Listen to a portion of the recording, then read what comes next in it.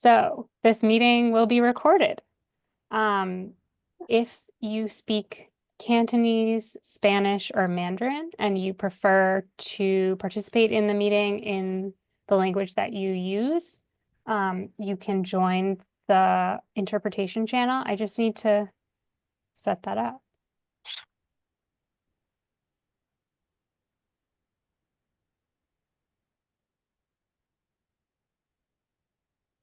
All right.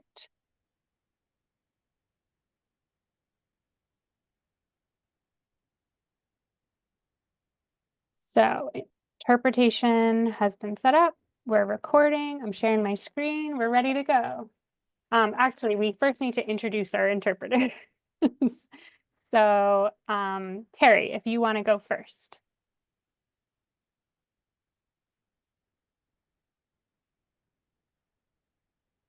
Oops, I shouldn't have started interpretation yet. Sorry, everyone. A little rusty here. Okay. And interpretation. Now it's Terry. Hi. Thank you. Thank you. Hi, this is Terry. I'm the Mandarin interpreter for the meeting tonight. 大家好，我是 Terry，我是你们今天的国语翻译。待会您在屏幕下方呢看到一个地球仪的图标，然后您点选地球的图标，然后再选择 Mandarin，您就可以选择这个国语的频道了。如果你是用手机或者平板电脑上来的话呢，您可以选择屏幕下方的3个点，然后再选择语言功能，也可以听到国语的频道。谢谢大家 ，Thank you。 Thank you. Emily, you want to go ahead and introduce yourself, please? Hi, my name is Emily and I'll be your Spanish interpreter this evening. Buenas noches y bienvenidos a todos. Mi nombre es Emily. Voy a interpretar en español hoy. En un momentico vamos a encender la función de interpretación y cuando lo hacemos verá un icono de un globo al fondo de su ventana de Zoom y ahí haciendo clic se conecta con la función de interpretación para por favor escoger o inglés o español o el idioma que desea. Gracias. Thank you. Thank you. Anna. 大家好，我係你今天晚上嘅廣東話翻譯員 I'll be your Cantonese interpreter for the meeting tonight。陣間你見到地球嘅時候咧，就揀選 Cantonese 廣東話個圖標，就會去到廣東話嘅翻譯頻道噶啦。如果用手機同平板電腦嘅話，撳咗3個點，點再揀更多，就再揀 Cantonese，咁都會有廣東話嘅翻譯頻道啦。陣間見，我 said thank you。Thank you. All right, now I'm going to start the interpretation so that the channels are open. And I'll share my screen again. All right. So just a little bit of housekeeping. Your microphones are turned off to start, and you will need to unmute to speak when we get to the Q&A portion. If you're on the phone, you can press *6 to unmute. You can also use nonverbal feedback options. You can raise your hand or put a chat in the chat box. And again, if you're on the phone, you can use *9 to raise your hand. Our agenda for tonight, we're going to do a presentation. Then we'll have time to answer questions as a group. And then we'll go out into breakout rooms to review sites and give feedback. And there'll be different breakout rooms for each of the 4 neighborhoods that we're focusing on tonight.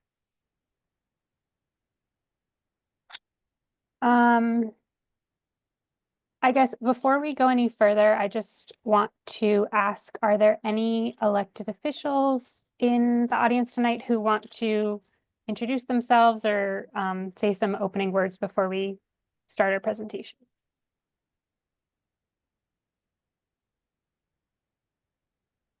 Nope. All right. Kim, I will turn it over to you. All right, thank you, Louisa. So hello, good evening, everyone.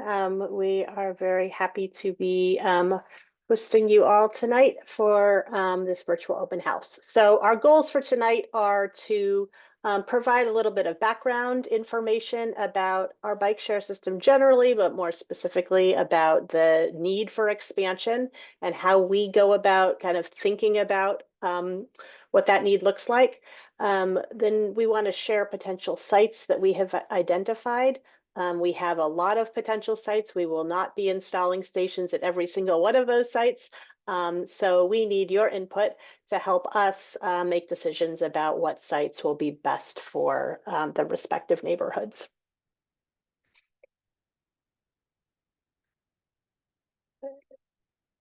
So bike share today, just a little bit of background about our system. There are more than 450 stations in the entire system. And a vast majority of those are, not the vast majority, but a strong majority, I'd say, are in the city of Boston. The Bluebikes bike share system is publicly owned. We think about it as public transportation by bike.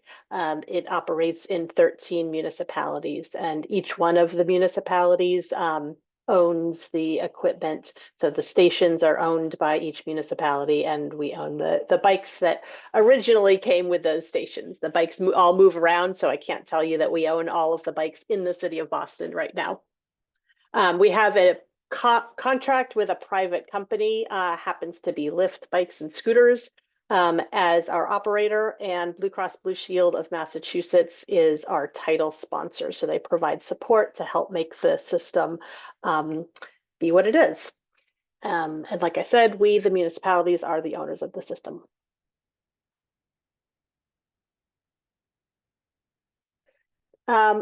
One note, it's really been a high priority for us in Boston to ensure that we are always working to reduce barriers to bike share for our residents.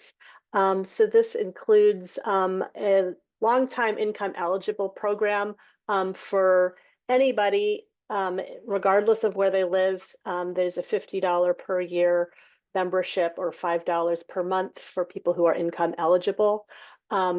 Specifically for the city of Boston, Mayor Wu launched the Boston Bikes Pass last October, so just a little over a year ago.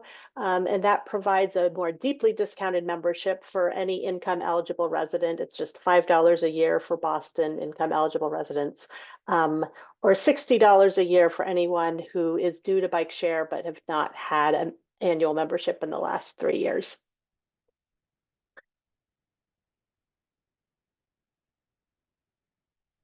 So bike share is really a critical part of our transportation system and network across Metro Boston.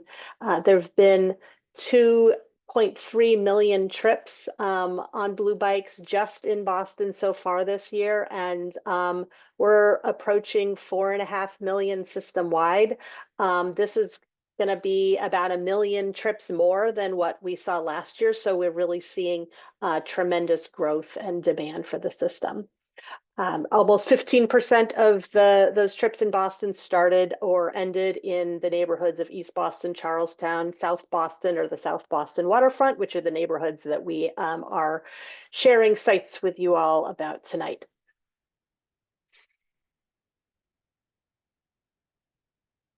So we've done a lot of work already to really expand our system and think about how it should grow. We have a long-term transportation plan, which guides a lot of our work in the transportation department. It's called Go Boston 2030.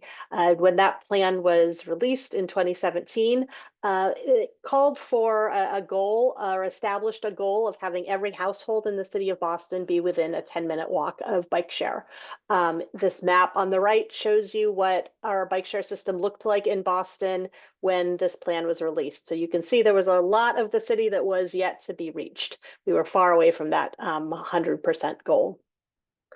So today, the system looks pretty different. We have bike share access in every single neighborhood of the city. 90% or it's actually a little over 90% of households at this point that are within a 10-minute walk of our bike share system. So we've made a ton of progress.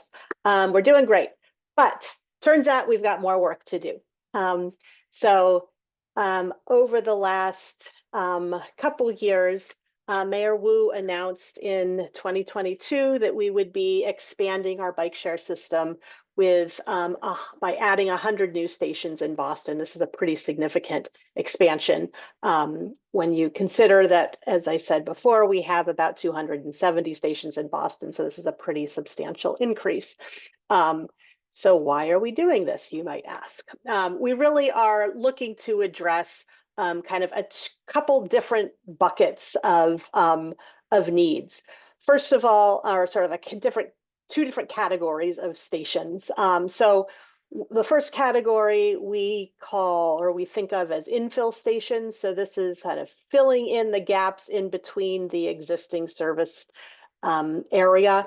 So all of the neighborhoods that we're talking about tonight fall for the most part in this infill area.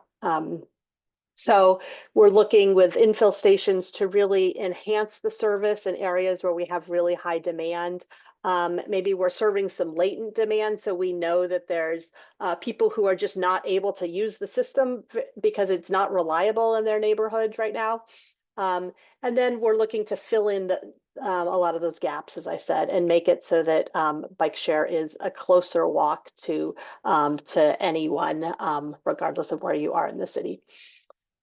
And then the second category of stations are expansion stations. So that's where we're really kind of reaching out around the edges of the system.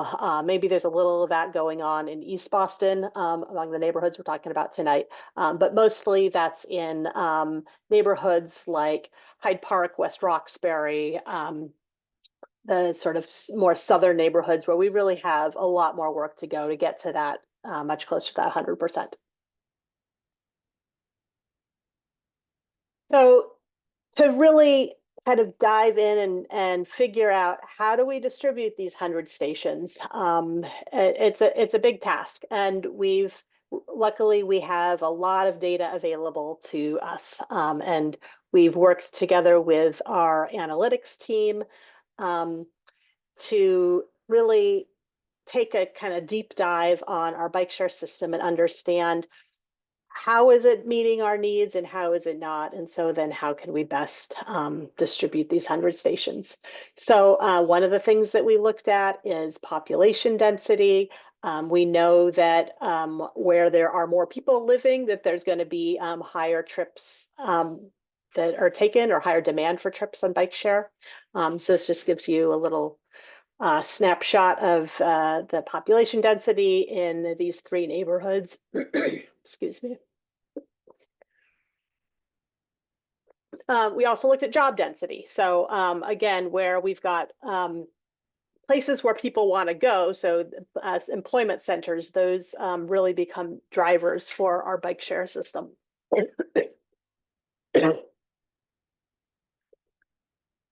Apologies. So in these areas where we have really high population and job density, our goal is really to meet the need there. We know that we need to have stations within more like a 3 to 5 minute walk. That'll really ensure that we've got the kind of capacity to keep up with the demand that exists. So apologize, there's something in my throat. In the areas that are in light red on these maps, there are 3 to 5 minute walk from a station, and the darker red is more than 5 minute walk. So you can see that in a lot of parts, especially in South Boston and East Boston, we got a lot of that dark red going on. And we're looking to improve that.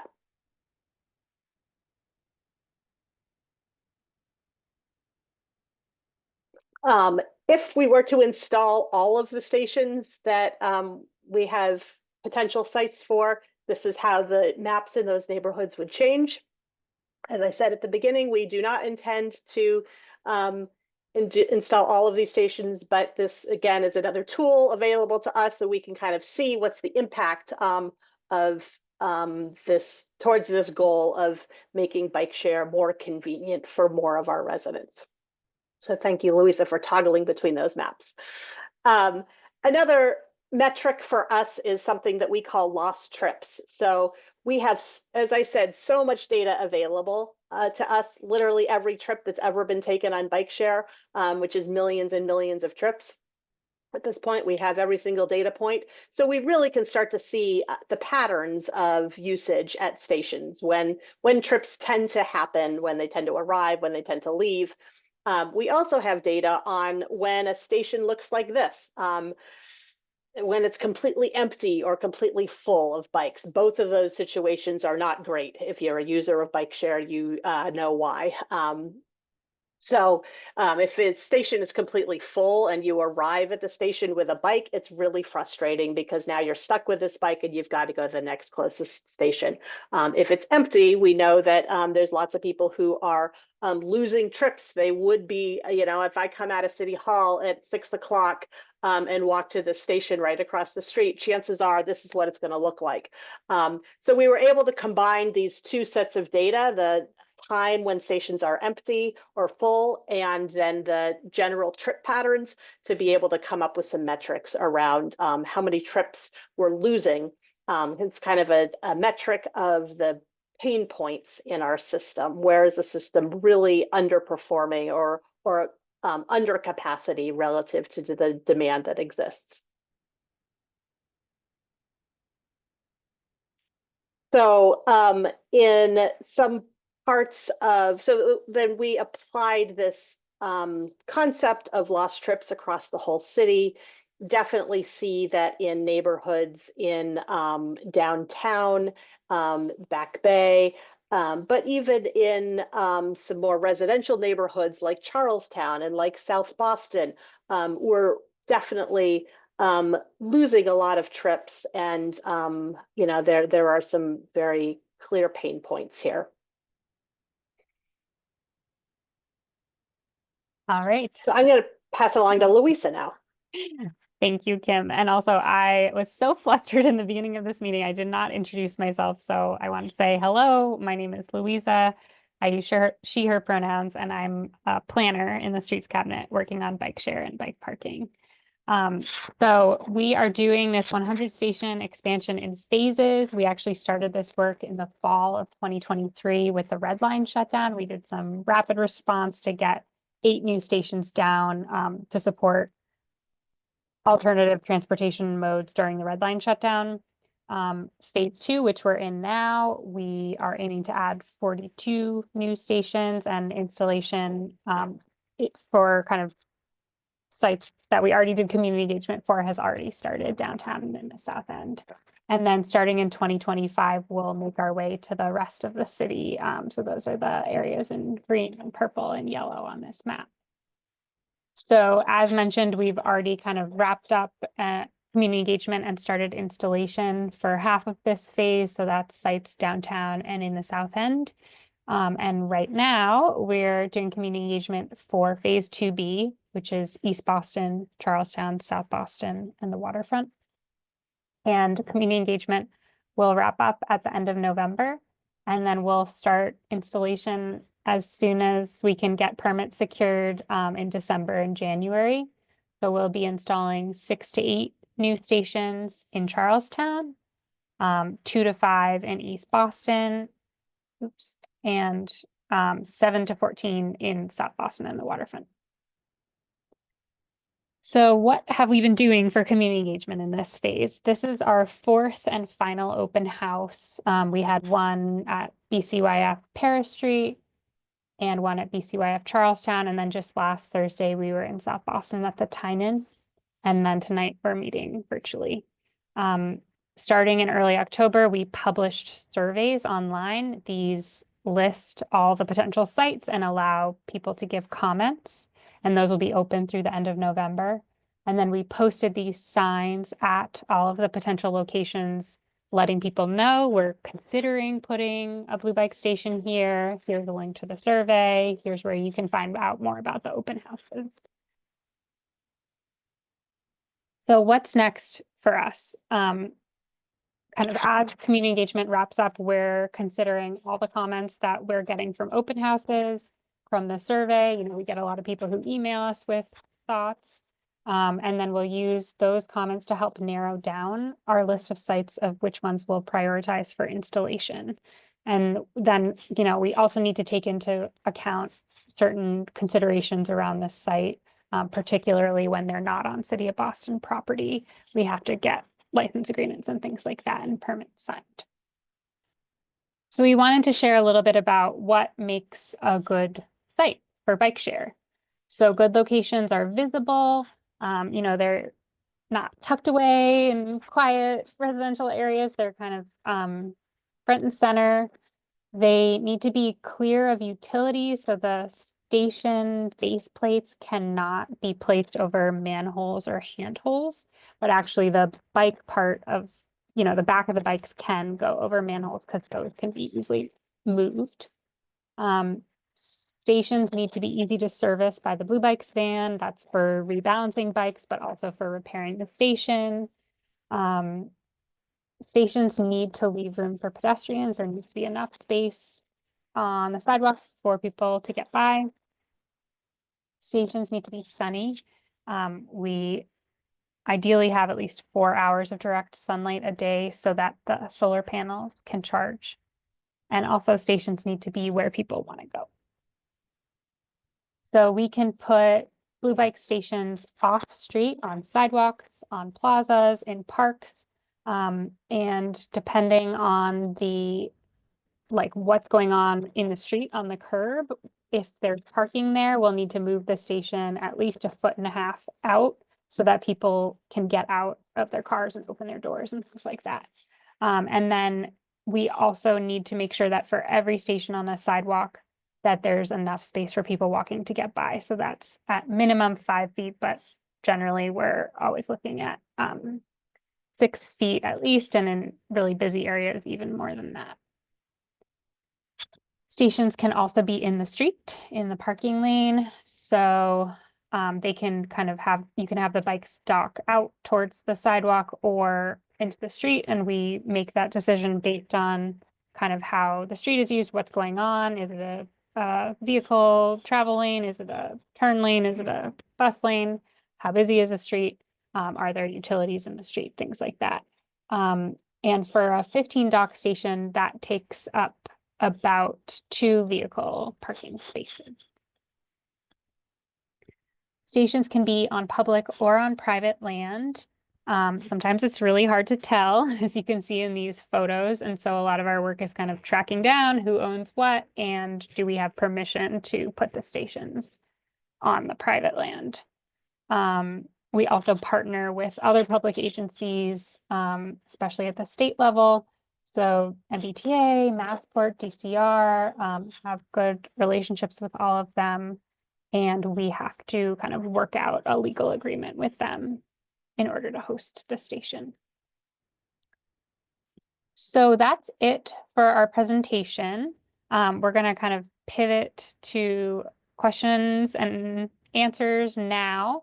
And then we'll move out into the breakout rooms. So if you have a question, you can type it in the chat. You can raise your hand. We ask folks, please be respectful with your questions and comments. And, if there aren't a lot of questions, we can move into breakout rooms sooner. So I see Dan, you have your hand raised. Do you want to go ahead and unmute? Yeah, this is all great stuff. In Charlestown here, we get a lot of tourists, and we really need to have something up by the monument or maybe down in the training field areas, because we don't cover that at all. And that would take care of some of your questionable areas as well, from what I just saw in your maps. Yeah, so those are great comments, and definitely agree. Although I will say that bike share struggles a little bit with hills, and so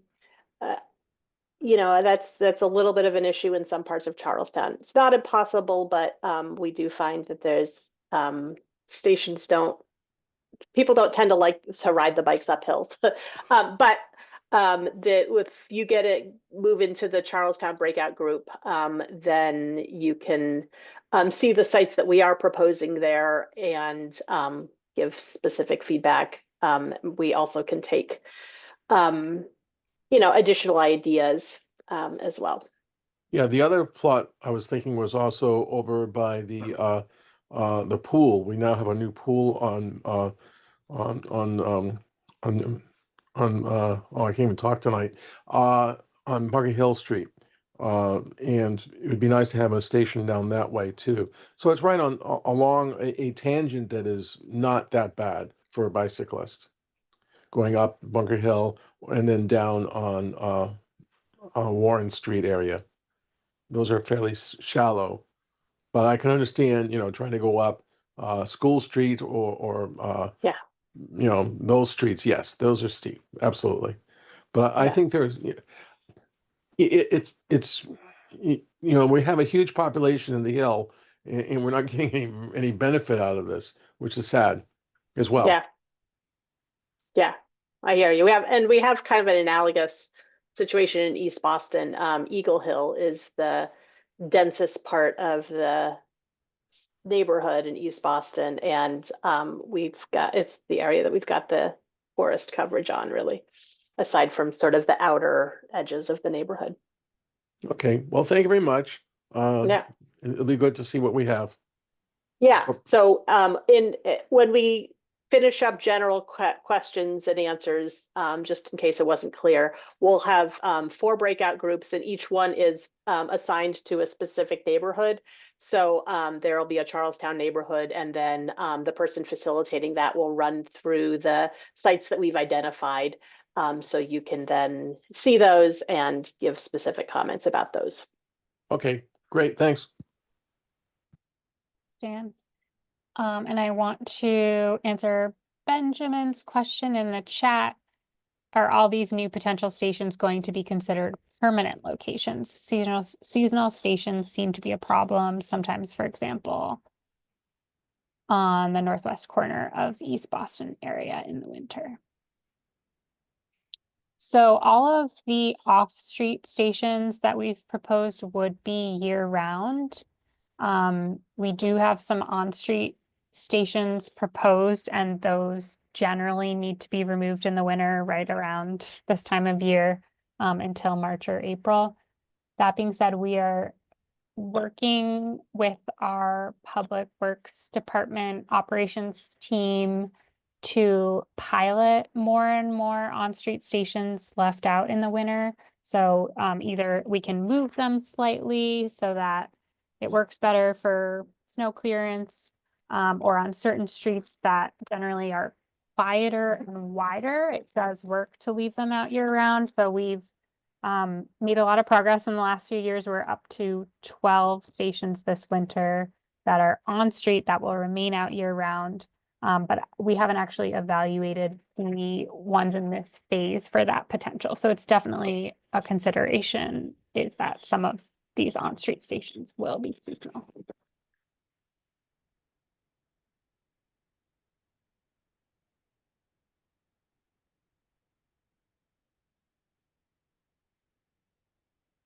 All right, anyone else with a question? I don't see any hands raised or anything in the chat.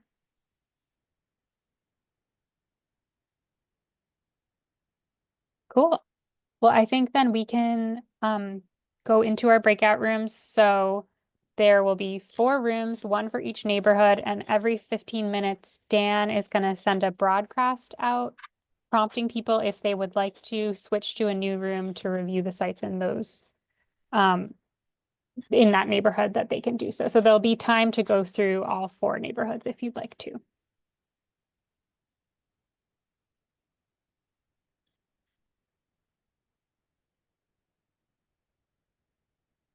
Thank you, Dan. So rooms are open, and I'm just going to take some time here to make sure I turn off interpretation.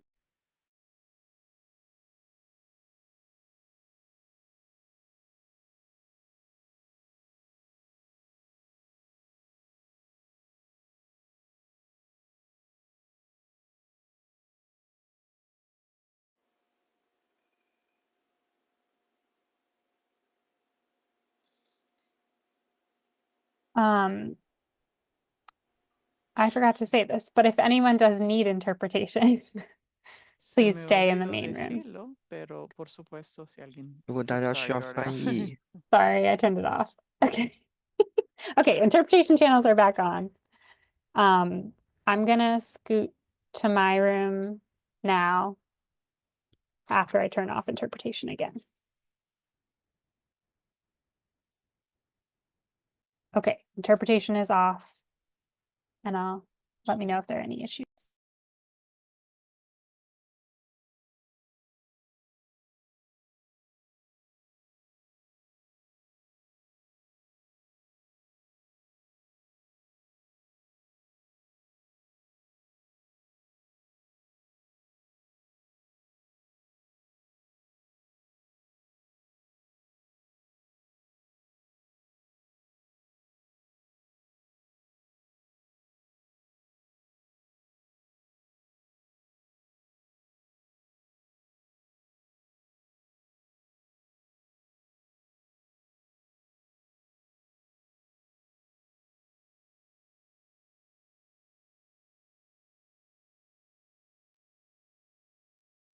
Hello, Charlie. I see you've remained in the room. Do you have any questions or concerns we can answer?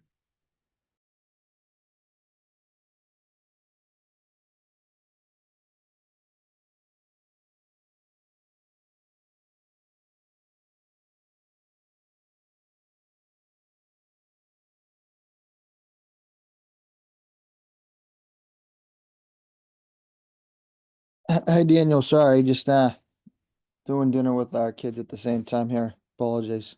Yeah, no worries. So is this the South Boston breakout room?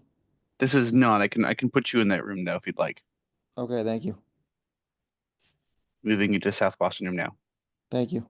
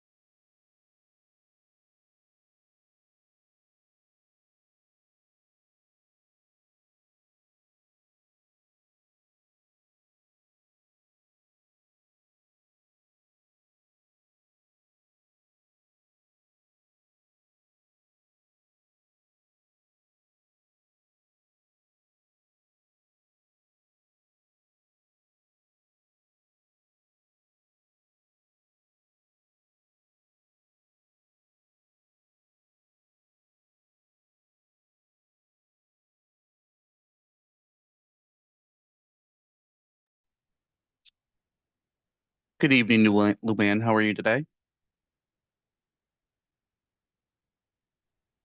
I'm great. I'm actually listening to another meeting while I popped on this one. How are you?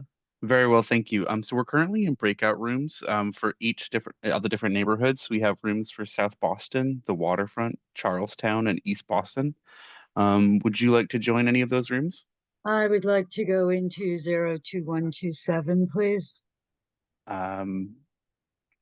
They're not broken up by zip code. I can Well, 02127. you said you have South Boston and the waterfront. So I'm assuming that you put two different rooms together for those, or are you putting South Boston as one room? I'm not sure what the boundaries of the waterfront are. I can put you in the South Boston room.